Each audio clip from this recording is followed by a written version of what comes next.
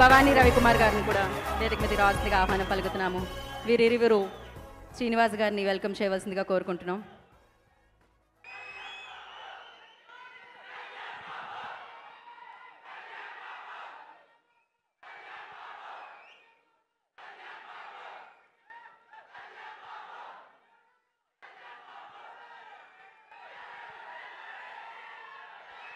Thank you. And ముందుగా శ్రీనివాస్ గారిని మన ఎమ్మెల్యే గారిని మాట్లాడాల్సిందిగా కోరుకుంటున్నాము.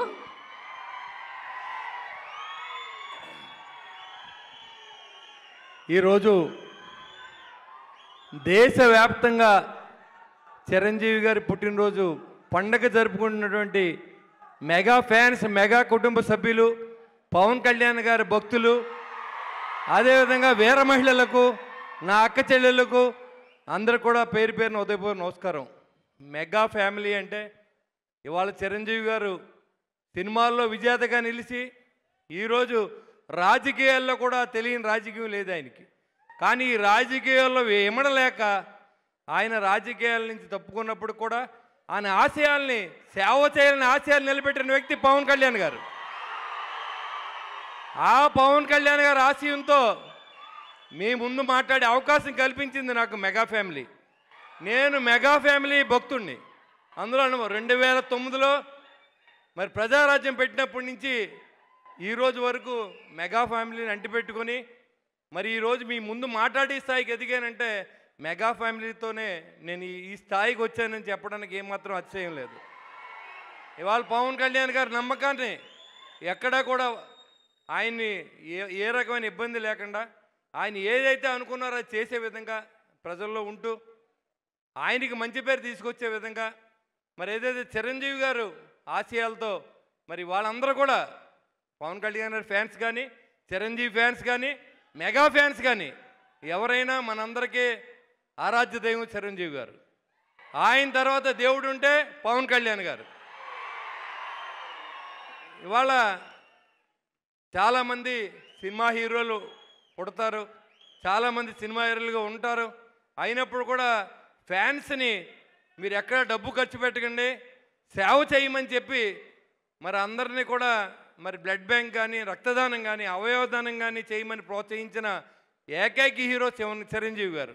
ఎందుకంటే యువత ఎంతసేపు మీరు బ్యానర్లు కట్టండి, పూలు చల్లండి అనే నాయకులు మనం చూసాం. కానీ ప్రాణాలు నిలబెట్టండి, రక్తదానం చేయండి, నేత్రదానం చేయండి అనే వ్యక్తి చిరంజీవి గారు. అందుకని మనం ఆయన ముందు శిరస్సు వంచి నమస్కారం చేయాలి. ఆయన కరోనా సమయంలో కోటీశ్వర్లు ఉన్నారు, కానీ ఎవరు బయటికి రాలేదు.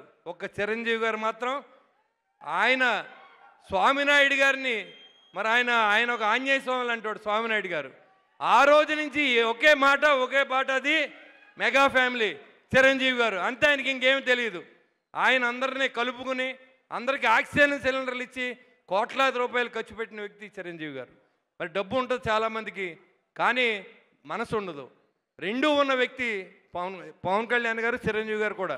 ఎందుకంటే చాలామంది హీరోలు యాక్షన్ చేస్తారు, 100 కోట్లు వస్తాయి, అది దాచుకుంటారు తప్ప, ఆస్తులు కొనుక్కుంటారు తప్ప పవన్ కళ్యాణ్ గారిలా దానం చేసి సీనియర్ నాయకుడు ఎవరు లేరని కూడా తెలియజేస్తూ ఉన్నా. ఇవాళ ఒక మనిషి సినిమాల్లో నిలబడాలి, రాజకీయాల్లో నిలబడాలంటే ఎంత కష్టమో మీరు చూశారు.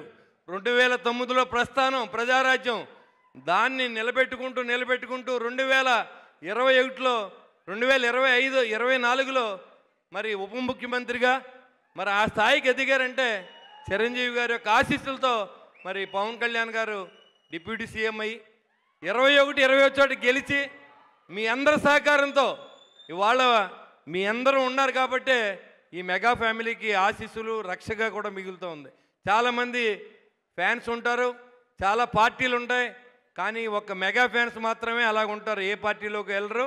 చిరంజీవి గారు, పవన్ కళ్యాణ్ గారు ఏం చెప్తే అది చేసేది ఒక్క పవన్ కళ్యాణ్ గారు ఫ్యాన్స్ మాత్రమే. దాంట్లో ఏమాత్రం అతిశయం లేదు.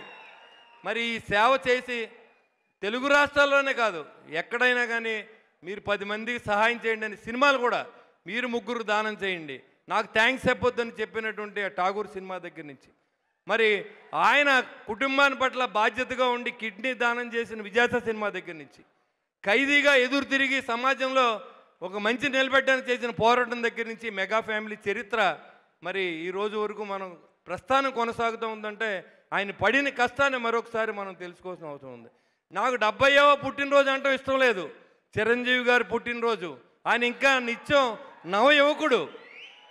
అలాంటి మహానుభావుని పుట్టినరోజుకి మీ ముందు మాట్లాడే అవకాశం కల్పించిన మెగా ఫ్యాన్స్కి, స్వామినాయుడు గారికి, మరి అందరికి కూడా పేరు పేరున శిరస్సు ఉంచి నా నమస్కారం తెలియజేసుకుంటూ, చిరంజీవి గారి 100వ పుట్టినరోజుకి నేను బతుకుంటే ఖచ్చితంగా మీతో పాటు పార్టిసిపేట్ చేస్తానని చెప్పి తెలియజేసుకుంటూ సెలవు తీసుకుని జై హింద్.